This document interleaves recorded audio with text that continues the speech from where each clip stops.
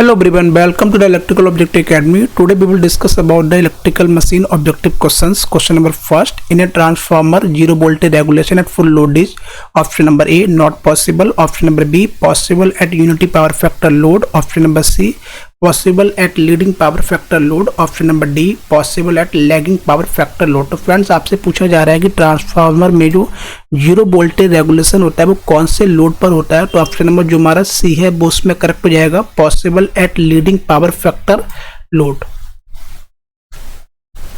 Question number second, the nominal ratio of a current transformer is option number A, primary winding current to secondary winding current. Option number B, number of primary winding turns divided by number of secondary winding turns. Option number C, rated primary winding current divided by rated secondary winding current. Option number D, number of secondary winding turns divided by number of primary winding turns. तो friend जो nominal ratio होता है current transformer का वो होता है rated primary winding current to rated secondary winding current. Means option number जो हमारा सी है वो उसमें करेक्ट हो जाएगा। Question number third, the use of higher flux density in the transformer design. Option number A, reduce the weight per kVA. Option number B, increase the weight per kVA. Option number C, has no relation with the weight of transformer. Option number D, none of these. तो friends अगर आपसे पूछा जा रहा है कि transformer में अगर आप हायर फ्लक्स डेंसिटी का यूज करेंगे तो उस केस में ट्रांसफार्मर का जो डिजाइन होगी उस पर क्या इफेक्ट पड़ेगा। फ्रेंड्स एक जो फार्मूला होता है phi M equal to means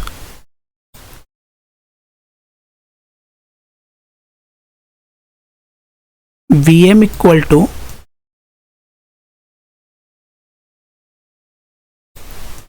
phi M upon area. तो फ्रेंड्स अगर आप Vm की वैल्यू को इंक्रीज करेंगे तो एरिया हमारा रिड्यूस हो जाएगा। मीन्स अगर आप फ्लक्स डेंसिटी की वैल्यू को इंक्रीज करेंगे तो एरिया हमारा उस केस में रिड्यूस हो जाएगा। तो होगा क्या, इससे जो वेट होगा ट्रांसफार्मर का वो क्या हो जाएगा, रिड्यूस हो जाएगा। तो ऑप्शन नंबर जो हमारा ए है वो उसमें करेक्ट हो जाएगा। अगर हम फ्लक्स डेंसिटी की वैल्यू को इंक्रीज करेंगे तो एरिया हमारा कम हो जाएगा, जिससे क्या होगा जो ट्रांसफार्मर का जो वेट है पर केवी वो रिड्यूस हो जाएगा। Question number 4, a 2 kVA transformer has iron loss of 150 watt and full load copper loss of 250 watt. The maximum efficiency of the transformer will occur when the total loss is. तो friend जो for maximum efficiency case में क्या होता है, जो copper loss होते हैं वो हमारे आयरन लॉस के बराबर हो जाते हैं। जो टोटल लॉस होंगे वो iron loss plus copper loss, but copper loss equal to iron loss होता है in case of maximum efficiency. तो यहाँ पे क्या होगा, आपको आयरन लॉस गिवन है 150 और यही हमारे क्या हो जाएंगे, कॉपर लॉस भी हो जाएंगे 150, क्योंकि आयरन जो कॉपर लॉस है वो आयरन लॉस के बराबर है। तो 150 प्लस 150 इक्वल टू 300। तो ऑप्शन नंबर जो हमारा सी है वो उसमें करेक्ट हो जाएगा 300 वाट।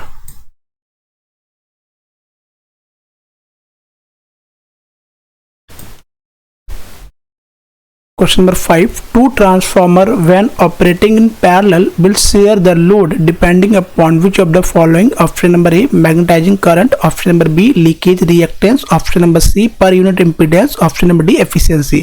तो फ्रेंड्स अगर दो ट्रांसफार्मर में वो पैरेलल में अगर ऑपरेट कर रहे हैं तो शेयर करेंगे the load depending upon the per unit impedance. Means option number जो हमारा सी है वो उसमें करेक्ट हो जाएगा।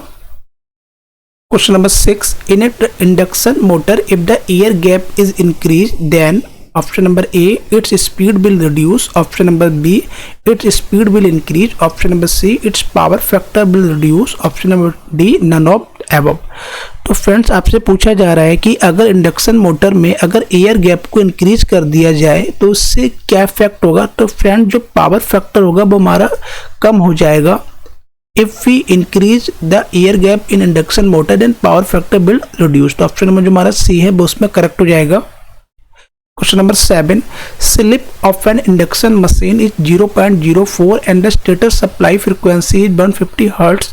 What will be the frequency of the rotor induced EMF? तो फ्रेंड्स आपसे पूछा जा रहा है कि रोटर की जो EMF की जो फ्रिक्वेंसी होगी वो आपको फाइंड आउट करनी है। तो फ्रेंड जो रोटर फ्रिक्वेंसी का फार्मूला होता है F R equal to S into supply frequency, where S is the slip. Slip आपको गिवन है 0.04 0.04 एंड स्टेटर सप्लाई फ्रीक्वेंसी भी आपको गिवन है 150 hertz.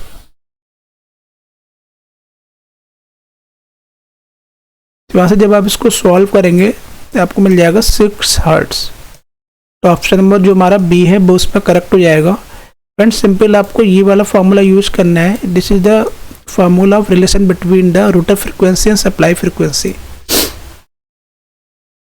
Question number A, the reversing of a three phase induction motor is achieve by. Friends आपसे पूछा जा रहा है कि 3-फेज इंडक्शन मोटर को आपको रिवर्स करना है, तो आपको क्या करना होगा। तो सिंपल आपको interchanging any two of the supply lines means option number जो हमारा डी है वो उसमें करेक्ट हो जाएगा। Question number 9, in an induction motor what is the ratio of rotor copper loss and rotor input. Friends आपसे पूछा जा रहा है कि rotor copper loss and rotor input में क्या रिलेशन होता है। तो फ्रेंड्स एक रिलेशन होता है P2 PC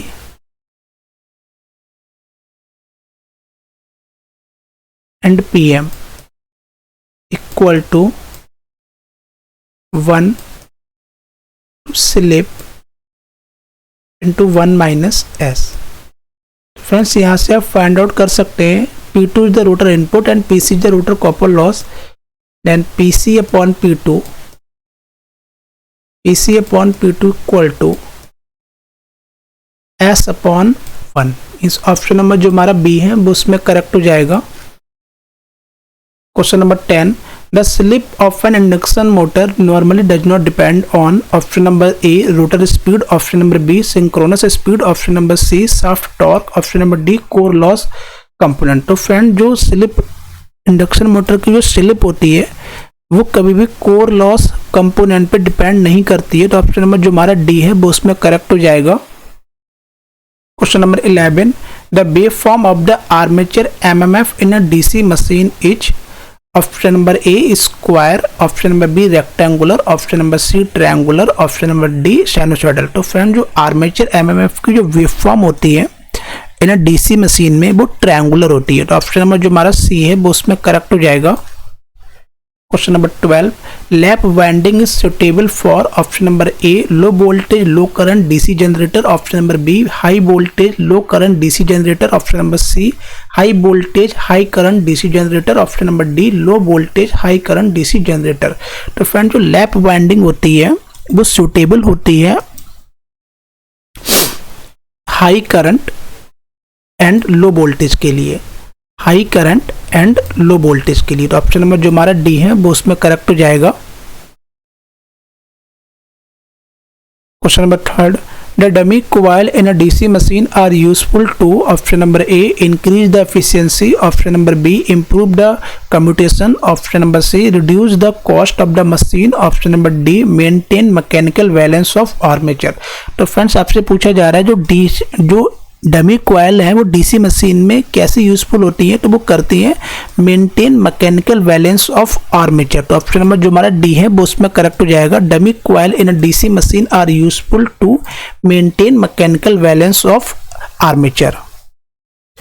question number 14, the speed of a DC motor is related to the back EMF and flux in the following way. Option number A directly proportional to flux and inversely proportional to back EMF, option number B directly proportional to back EMF and inversely proportional to flux, option number C inversely proportional to flux and inversely proportional to back EMF, option number D directly proportional to flux and directly proportional to back EMF. तो friends आपसे पूछा जा रहा है जो speed back EMF and flux में क्या relation होता है। तो फ्रेंड्स इक्वल टू होता है K phi omega, equal to K phi omega. यहां से आप ओमेगा फाइंड आउट कर सकते हैं। Omega equal to E upon K phi. तो स्पीड क्या होगी directly proportional to back EMF E and inversely proportional to flux. तो ऑप्शन नंबर जो हमारा बी है वो उसमें करेक्ट हो जाएगा। Question number 15. The overall efficiency of a DC shunt generator is maximum when its variable loss equal to option number A dash stray loss, option number B the iron loss, option number C constant loss, option number D mechanical loss. तो friend overall DC generator की जो efficiency maximum होगी जब variable loss जो है वो equal हो जाएंगे कांस्टेंट लॉस के। मीन्स ऑप्शन नंबर जो हमारा सी है वो उसमें करेक्ट हो जाएगा। For maximum efficiency variable loss equal to constant loss. Question number 16.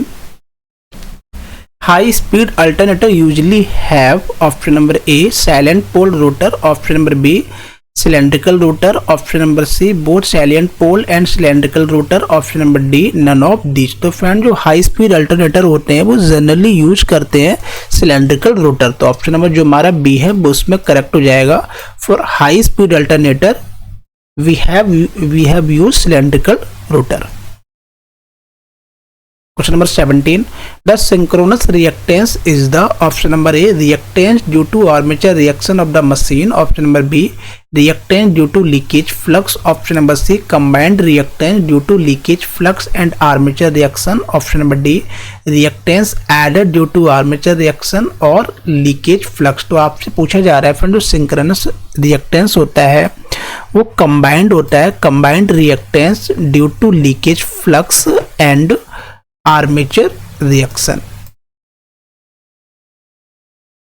Simple इसको इस तरह लिख सकते हैं X S equal to synchronous reactance equal to X A R armature reaction plus X A L leakage flux. Question number 18. The phase sequence of a three-phase alternator will reverse if the option number A the field current is reversed keeping the direction of rotation same, option number B the field current remains the same but the direction of rotation is reversed, option number C the field current is reversed and the number of poles is doubled, option number D the number of poles is doubled without reversing the field current। तो friends आपसे पूछा जा रहा है कि the phase sequence of A three phase alternator को आपको reverse करना है। अगर आपको थ्री फेज अल्टरनेटर का अगर फेज सिक्वेंस आपको रिवर्स करना है तो सिंपल आपको the field current remains the same, field current को सेम रखना पड़ेगा, वो जो डायरेक्शन है रोटेशन की वो आपको रिवर्स करनी पड़ेगी। ऑप्शन नंबर जो हमारा बी है वो उसमें करेक्ट हो जाएगा।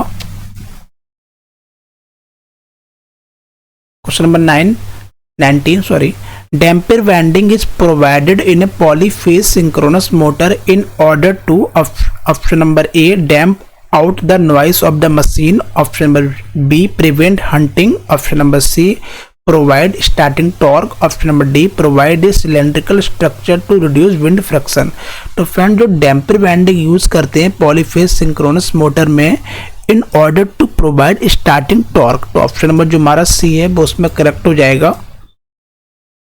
Question number 20. The torque angle of a synchronous machine operating from a constant voltage bus is usually defined as the space angle between option number A rotor MMF wave and stator MMF wave, option number B rotor MMF wave and the resultant flux density wave, option number C stator MMF wave and the resultant flux density wave, option number D stator MMF wave and resultant MMF wave।